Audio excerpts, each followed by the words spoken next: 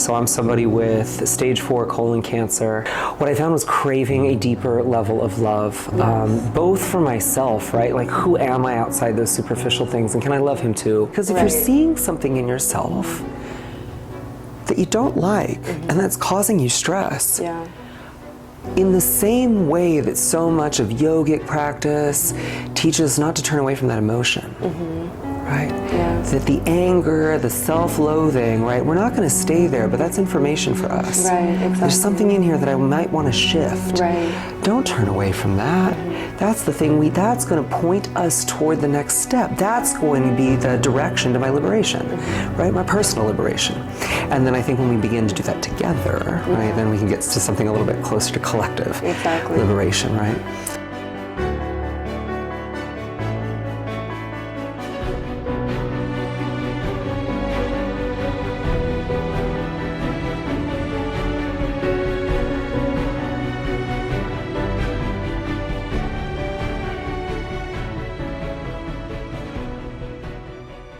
Hi everyone, and welcome back to Aim Higher with Manya. I'm your host Manya, and thank you guys for being here today.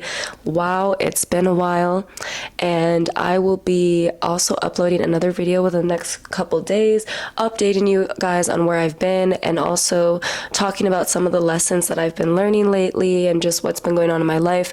But for right now, today, this video is actually going to be my first video with a guest on this channel. Yay! It's been so long I've been trying to get a guest on this channel. I'm so excited to share this with you guys, and I am so honored to share this specific conversation with a cherished professor of mine from my time at the University of San Diego, Professor Greg Prieto. Professor Greg Prieto is a brilliant sociologist, a published author, and talented creative writer, and he has graciously welcomed the opportunity for this platform to be a space for reflection as he opens up about his recent battle with cancer. And we also dive a little bit deeper into some topics of sociology, things that are going on in the world right now, based on the erosion of community, the scarcity of collective care and love, as well as ways we can start to change this and start to make a change in our society. This is a very special conversation to me, and I'm just so excited to share it with you guys. This is going to be part 1 of 2. Towards the end, you will notice that I have some technical difficulties and the conversation is cut off a bit short. Although we were able to get a 35-minute conversation out of this, I decided to make it a part 1 out of 2, and so we did record our part 2 on a separate date.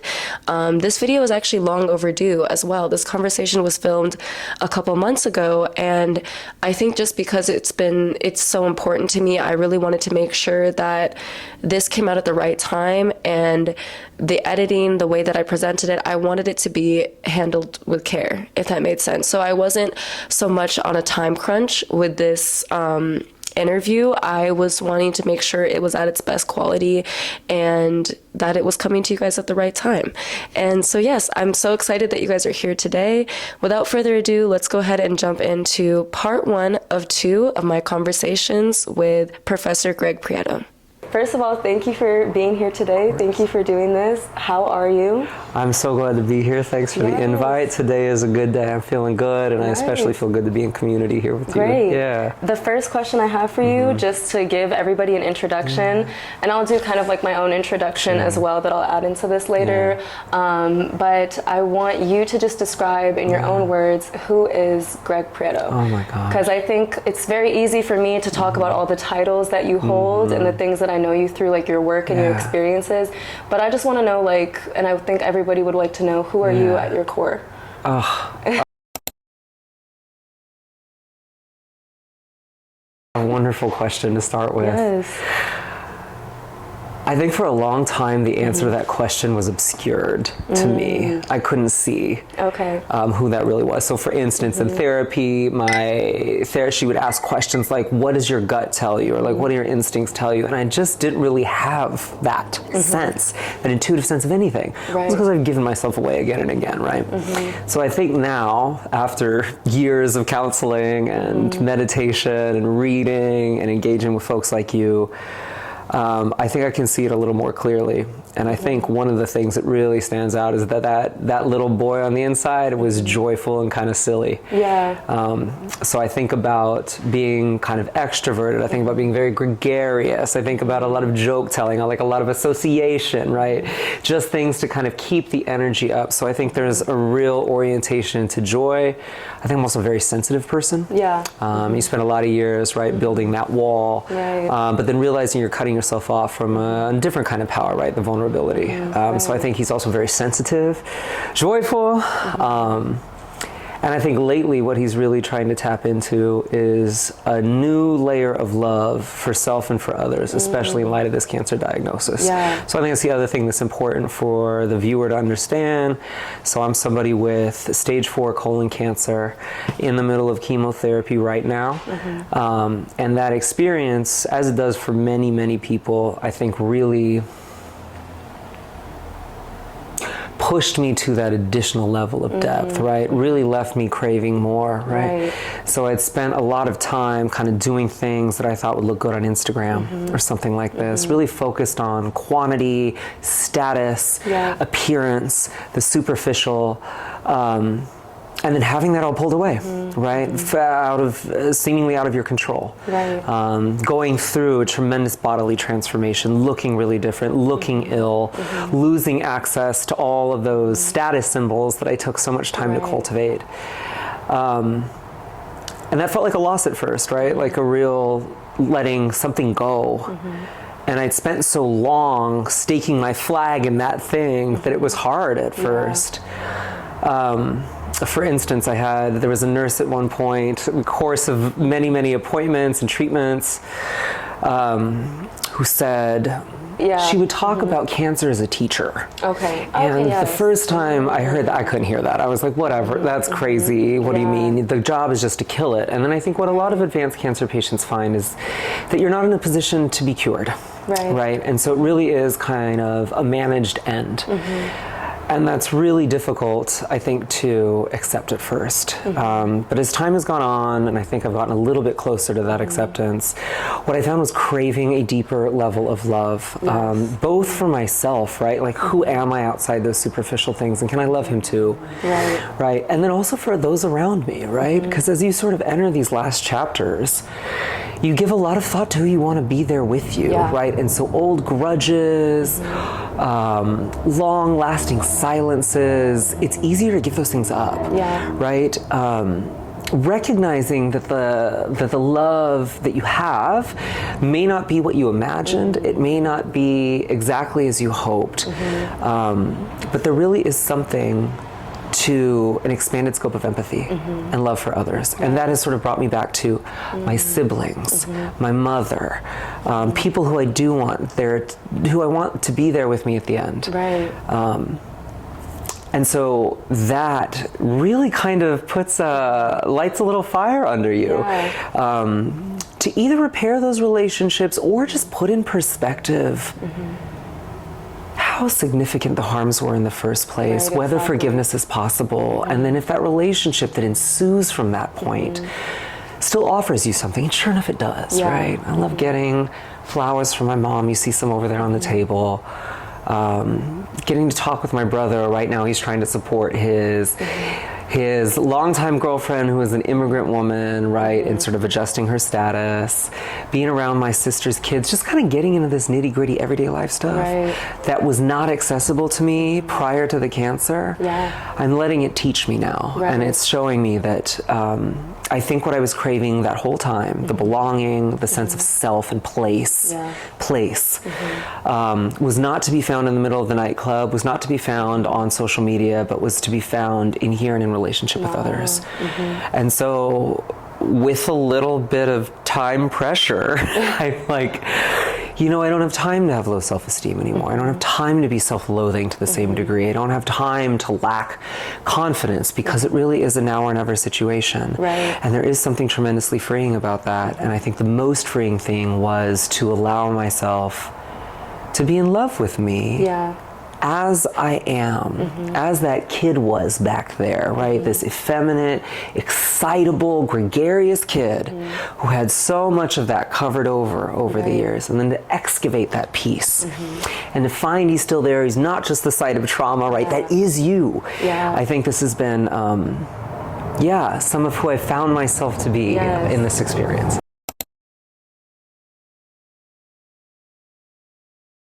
I think that was so beautifully said, and like something that I feel like is highlighted as you say this. When I think of like a one-word description for you, I literally think of the word love. And I love how you were explaining, well, first you touched on like the love drought that is happening in our society, and I think, you know, a lot of people are feeling this disconnection from love, and they all know that that's what they crave at the end of the day, but just filling it with things that don't really matter, with like overconsumption, materialism, like you were saying, like getting caught in like Instagram and like this other world. It's like, it's not really filling that space. What you really want is to be reacquainted with that love, which it sounds like you have been on this journey. And at the same time, you're being reacquainted with yourself. That's right. You are love. You're being reacquainted with you. That's right. That's 100% you know, right. And it kind of goes back. I know we talked about this before. Like my theory on like the purpose of life. Like you're born knowing who you are. You kind of forget yourself, and then you come back to yourself again. That's right. And that's right. It, you know, and she kind of talks about it in this book as well. You guys, I'm gonna highlight this book. So Greg is teaching a class right now at the University of San Diego, and it's so funny because I went to go sit in on the class, and he's like, all right, students, like pull out your books, and it just so happened to be the book that I was already reading. So we were already right there. Synced up. But she talks about this a lot, and how her belief is that the lack of like community, and not just community, but really being able to show up as who you are, being vulnerable with your community, share those difficult moments and experiences, that is missing from our society. And I truly believe like the community is the reason why we're in a love drought. And one of the quotes in the book, Community Loving Communion, this is a quote by Parker Palmer that she put at the beginning of the chapter.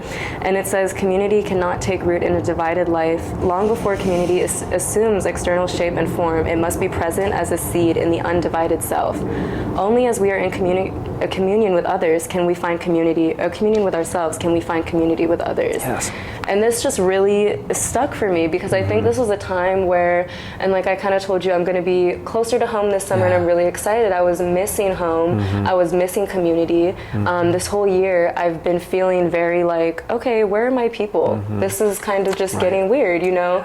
I found myself focusing so hard on things that don't matter, like you know, like, oh, I don't have like the perfect job yet, my life doesn't look the way it should, and I'm like, well, I never used to care about that stuff. What has changed? And I'm like, I used to have a community around me, now I don't.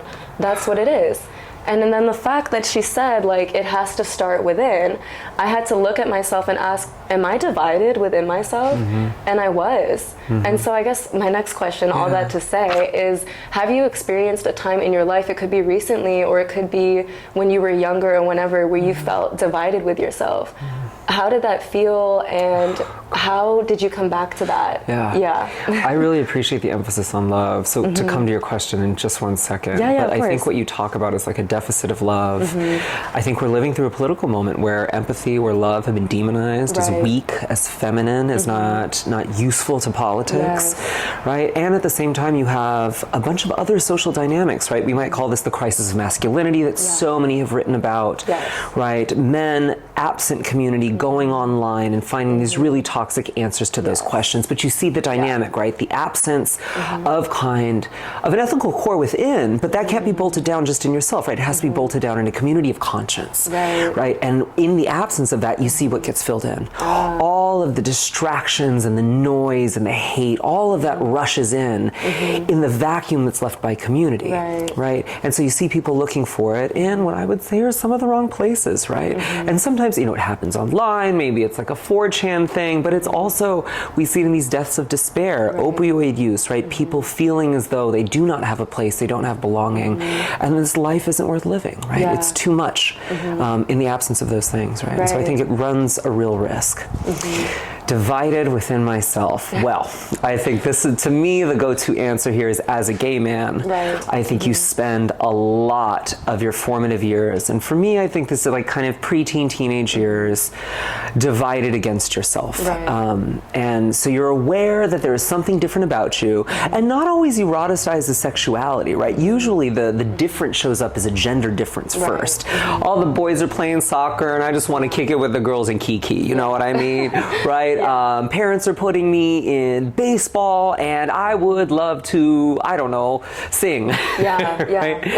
And so there are all of these ways in which the great should of your community pulls you in a direction that is different from your heart, right? And I think we all cope with that in different ways. And so one of the things I love so much about working with students today is to see their courage. Yeah.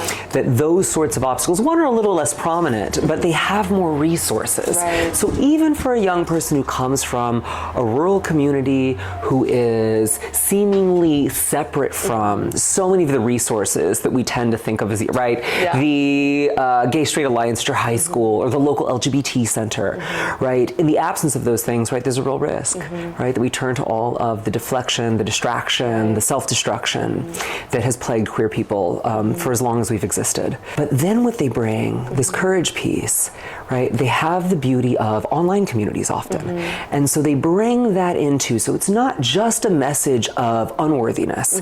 They also have this thing swimming around that is, I am right, I am good, and I deserve this space. That is so different from the way I coped with that same internal division. Right. I think as a young person, I was just so desperate to fit in, so seeking that belonging, that I would do anything I could to try to make myself fit in, right?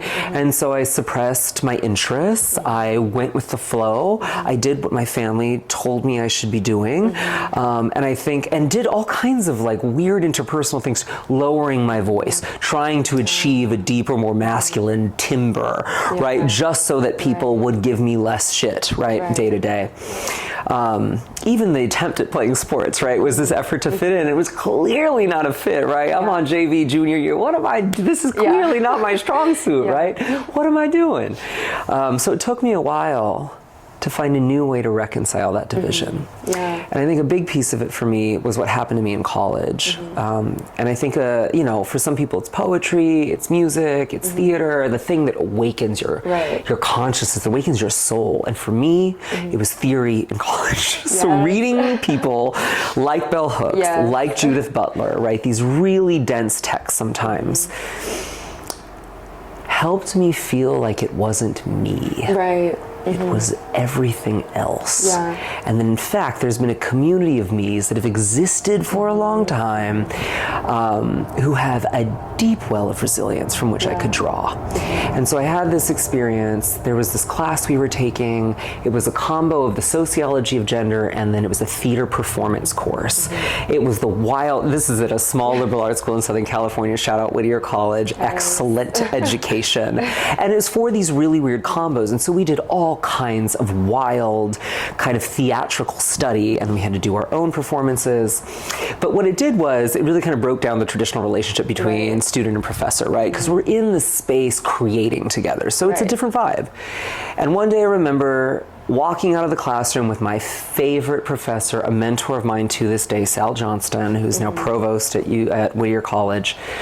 And I was having one of those light bulb moments that now I get to see in my students. And I said something like, you know, what I'm learning is that gender is arbitrary. Right? The boundaries between it have a certain fluidity that we deny all the time. And he looked at me and he goes, and they're bullshit. And I've just never had an adult say something like that to me, really stake a claim in what I was learning, right? Usually you kind of take this dispassionate, arm's length approach. I don't want to tell students what to think, right? And of course that was his, but at this point, it's my senior year, we've known each other for a minute now, and that really validated what I was experiencing. And to have that come from a trusted adult, right? One of the first adults that ever said anything like that to me in my life, really helped me feel like I wasn't on the margin anymore and that I had my place. And so after that, that internal division softened. Yeah. It felt like less of a torment. Right. And it led me to other questions, right? Okay, so sexuality is your attraction, right? But then there's all these questions it raises about gender, because of course these are deeply intertwined. Yeah. How do you know someone's gay? They act like a girl, right? You already see that we use one as a proxy for the other, because they've always been intertwined. And so this also led me to questions about the way I sacrifice myself to masculinity, kind of as a totem. I was just about to say, it kind of gives me like the idea of like femophobia, and like just this society being so scared of like feminine energy, even divine feminines themselves, scared of their own feminine energy. Like, you know, I found out that I was scared of my feminine energy earlier this year, and I was like, I didn't realize that I was. Sorry guys, we had some technical difficulties. We're back. But yes, I was talking about how I feel like our society is dealing with like this femophobic culture, where it's not even so much that they're anti-women in our society or homophobic. It's more so like this anything feminine energy, like we hate that. You know what I mean? Yes. And feminine energy is more than just acting like a girl. It's that being able to be vulnerable in who you are. That's right. That's what femininity really is. So anyone who is like authentic, people are going to hate on. No matter what type of authenticity it is, when it is being kind of vulnerable with who you are and vulnerable with humanity, we hate on that.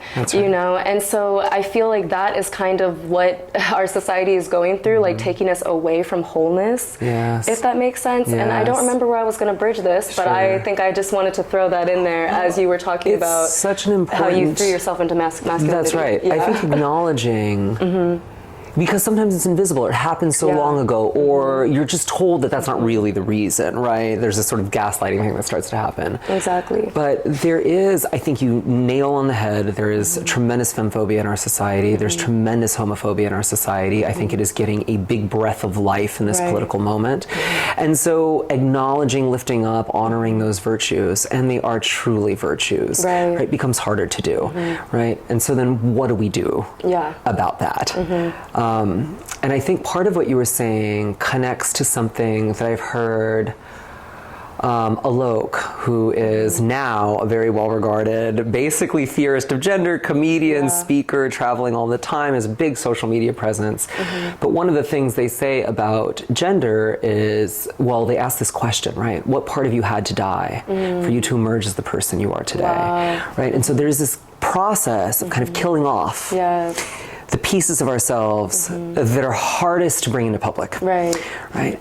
And this leaves us, of course, kind of empty, right? And so you get that deep sense of internal division and all of the different negative ways we can cope with that. But I think, so then what becomes the first step toward kind of wholeness, toward knitting those two pieces back together? And I think a part of it is acknowledging that death.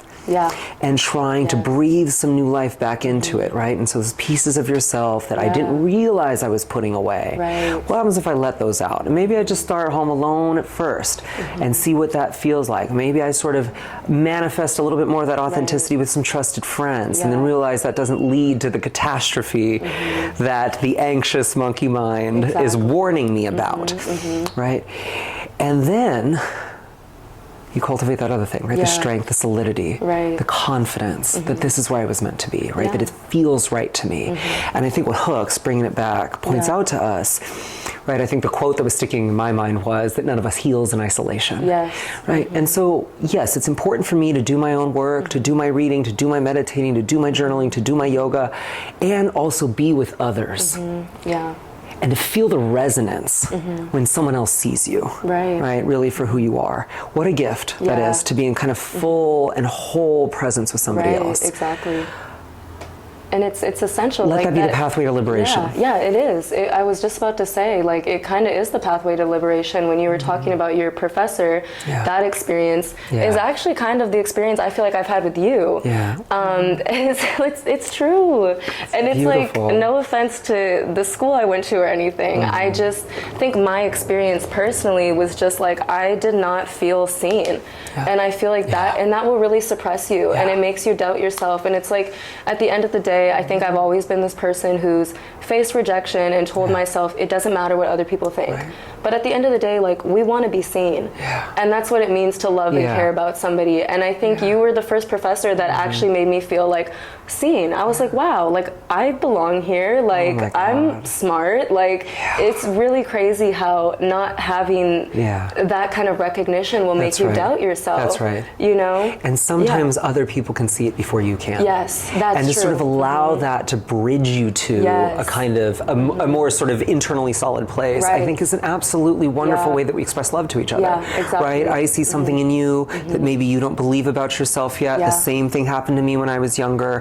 Right? And it's important, I think, to speak it, to create the culture, to breathe life into the kind of relationship that we want. Right? And it's one where we feel of seen. what we can do, because we can reflect ourselves to each other. You know, I literally think that's the importance of community. Like, I need to be able to see myself in others, even if it's like somebody who is treating me in a weird way. I'm like, okay, wait a minute, what's going on within me that is allowing this? And I kind of told you this earlier when I had like this big ego death, and it was because I love my dad, but it was because he was being so hypercritical, and I was like, what is going on? And I was like, you know what, let me look inward. And I realized, maybe it's because the Virgo, but I realized I had an extreme inner critic. And I was like, the inner critic is now showing up in my life through another person. They're reflecting something that's going on internally for me. And it's crazy because when you're not acknowledging that, and I think kind of like what you were hinting at, where you have to acknowledge it, that's the first step, it feels like a grieving process.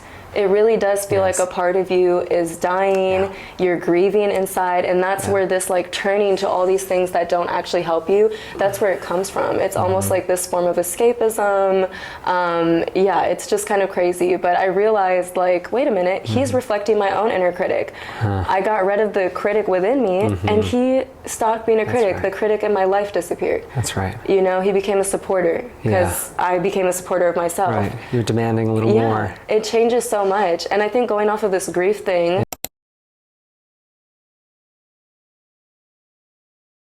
basically, I think the reason why, and there's kind of two questions in here, but we can just go off of it. The reason why I think people are so afraid to just live in love and live authentically is just like this fear of having regrets or fear of making mistakes. And I guess I'm wondering, how have you dealt with feeling like maybe you've had regrets in life, or suffering from like feeling like guilty about things, or dealing with shame, anything like that? And then a follow-up question to that is, I think a way that we try to like help ourselves dealing with those sorts of things is learning more about like, why does this happen? And this is kind of the reason why I got into psychology. I think probably the same reason why you were interested in theory and sociology in college. It helped me to make sense of everything that was going on. But now I think I've gotten to the point where it's like, do I know too much? I'm not even allowing myself to live as a human, because I'm analyzing everything I'm doing, and I'm like, that's not high vibrational. That's not, you know what I mean? I'm not even like living like a person anymore. That's right. And so I guess my follow-up question is kind of like, is there such a thing as being too aware? And does that create more guilt within us and more self-shaming? That's right. Yeah. Oh, fascinating. Okay, let's come back to the awareness. Remind me about question one. Question one was like, have you experienced, like, what has been your experience with the journey you're on now, dealing with like regrets, guilt, or shame, anything of that nature? So I think one of the things that has really helped me in this process and helped me to feel like I don't have a lot of regrets, and don't get me wrong, I have regrets in my life, but like regrets that I'm actively or currently experiencing, I think those are minimal, and it's for the work that came prior to the cancer. So I've, been in therapy for years. I've been seeking this kind of, these spiritual questions for some time. And I think what that left me with was like preparedness for this chapter, right? Because a lot of those, as I said, some of the grievances get kind of washed out by the cancer in the same way that they get washed out by, somebody has a kid and now it's water under a bridge. We just want to be with the baby, right? You see this all the time in families. But I think I don't feel like I have a lot of regrets or shame anymore. And so here comes that liberation again that started a long time ago, just kind of get back in touch with the parts of ourselves that are really meaningful. the parts of ourselves that we buried, right? Pulling those back, having those recognized and seen, as you pointed out. That's right. And so having gone through that process allowed me to kind of put down the internal divisions and put down the shame and put down the self-loathing and the hatred, right? And then cancer, I think what that basically did was kind of add an accelerant, but to a process that had been underway for like 7 years, right? And so I think it's just encouragement for all of us to do the self-exploration that helps us identify these are the shames, these are the struggles, these are the regrets that continue to burden my life. Right. And then we gotta find some ways to let those go. But I feel like doing the work on yourself, right? Spending time healing alone and in community is essential for every human on this planet, right? And the more we ignore it, it certainly doesn't make our problems go away. I think it often, right? We all know what happens when we dust an issue under the rug. Does it disappear? No. Of course not, right? It usually comes back at an unexpected time, bigger and badder than it was at first, right? And then we have these outbursts. These emotions we can't understand or control, right? And so doing some of that holistic work now, today, absent the time pressure of chronic illness, I think is critical. Right.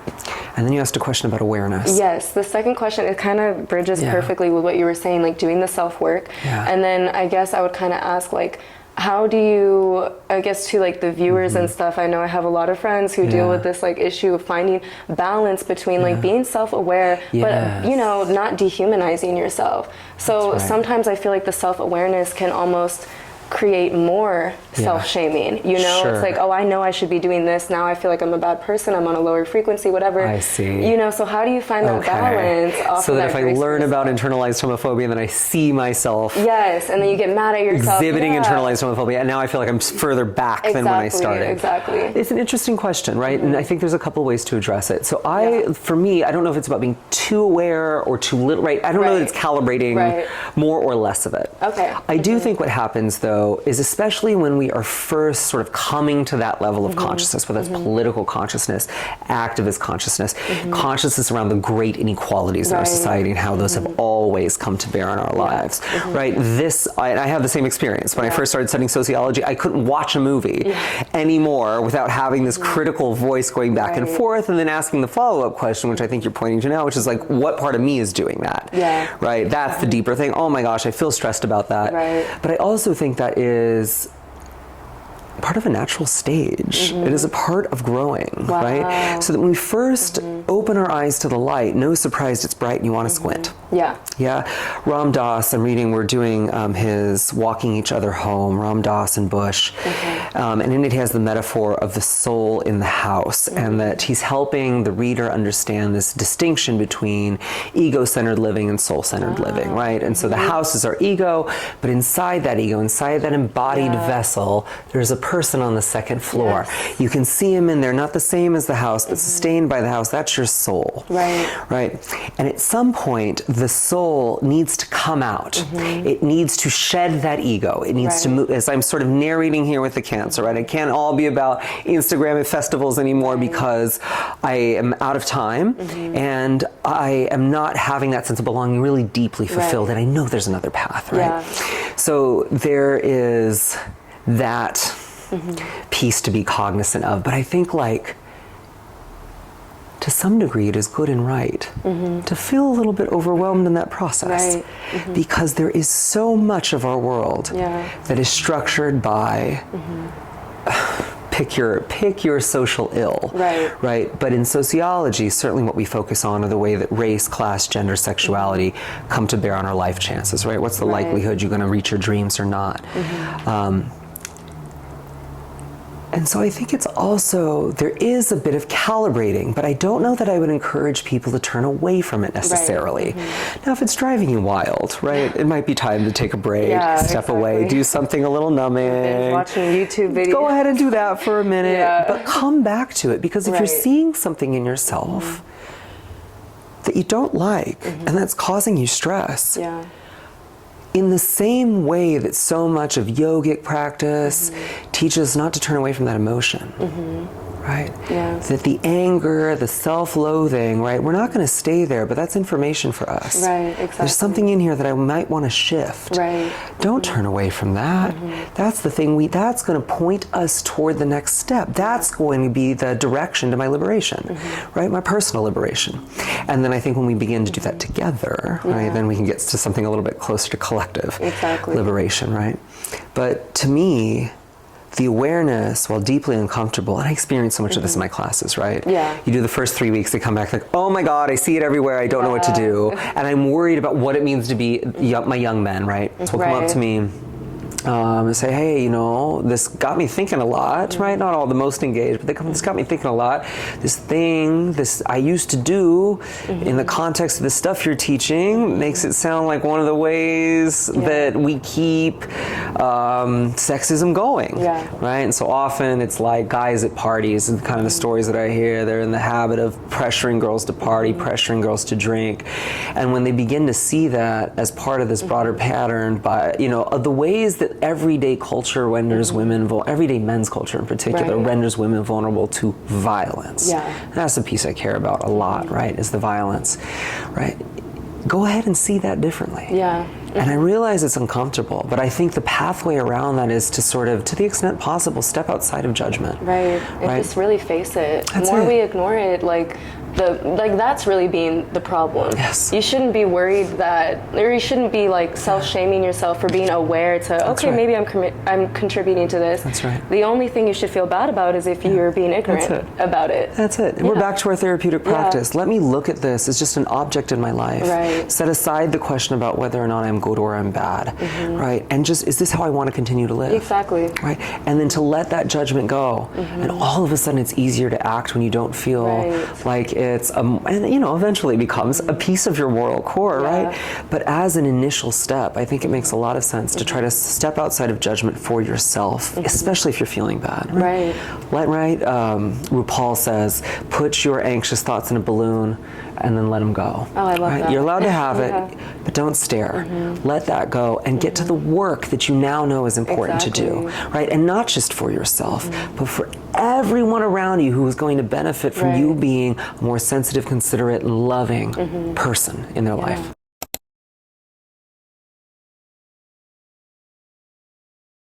And this kind of goes with what you're saying, but just a random thought. What are your thoughts on like cancel culture? Then in the light of this, so interesting. I mean, in some ways, I have found that like the kind of natural cultural response to people's bad behavior is a good one, right? People should experience consequences for bad actions, but there is also this way that cancel culture has kind of been pulled into much more intimate interpersonal spaces, and especially I find within activist circles, right?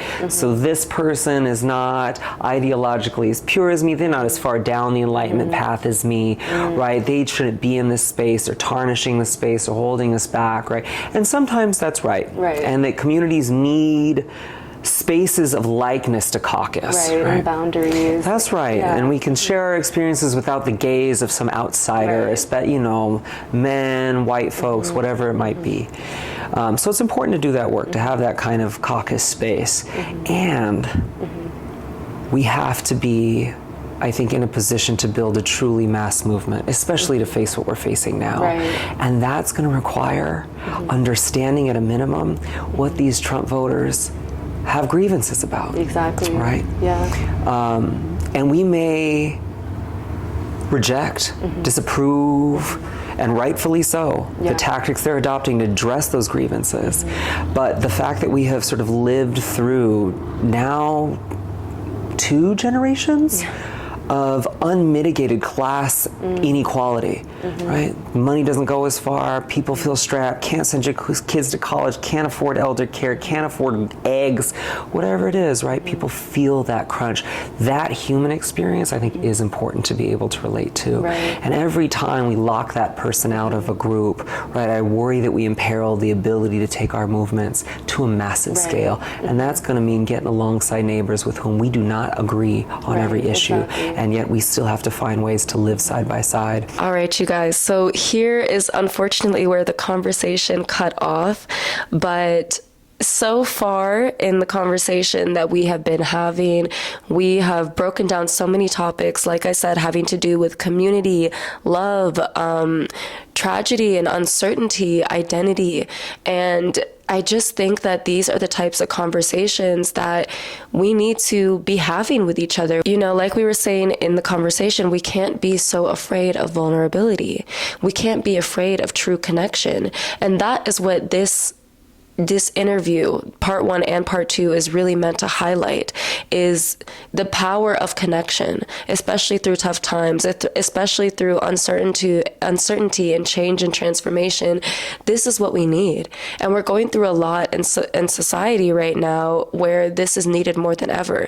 I really love how Greg brought in his perspective from not only his own life experiences, but also being a sociology professor and his knowledge on sociology. And like, it really helps us to understand on a deeper level what is going on with the collective, you know, and how can we start to shift this. And I think that this part of the conversation focused a lot on the collective, and part 2 is going to be much more on the individual, much more Greg opening up about his journey himself, and us just having like a real raw conversation about that layer of things, and like, yeah, just opening up more about the individual. And I thank you guys so much for being here and for tuning in for the whole conversation. If you made it to the end, please leave a little emoji below. Let's do the gold heart. Okay, the gold heart is my favorite. I don't know why, I just love gold and I love love, so it makes sense. And I think something I want to leave you all with today is, after watching this video, when you go out into the world, I want you to really think about how can you start to strive for wholeness, not only within yourself, but within your community, okay? Because I think, like we mentioned in the video, not only are we going through divisions within ourselves, but divisions within our community, within the collective, and it's weakening us as a society. And so I want you to really think about that and think about how can I contribute to bringing back collective wholeness and bringing back individual wholeness. Once again, thank you guys so much for tuning in. I will also link Professor Prieto's work below. I will link his journals that he's been writing recently, as well as his 2 published books that he has, and a link to his website so you guys can do more research on this brilliant person that we had on the show today. And stay tuned for part 2. And stay tuned for my update video about life. I'll also have a vlog coming. I'm back on the channel, you guys, okay? I took a little break and we will talk about why that is necessary in my next video, so just stay tuned and don't forget to like, comment, share. Please share if you liked this video, and subscribe. Thank you.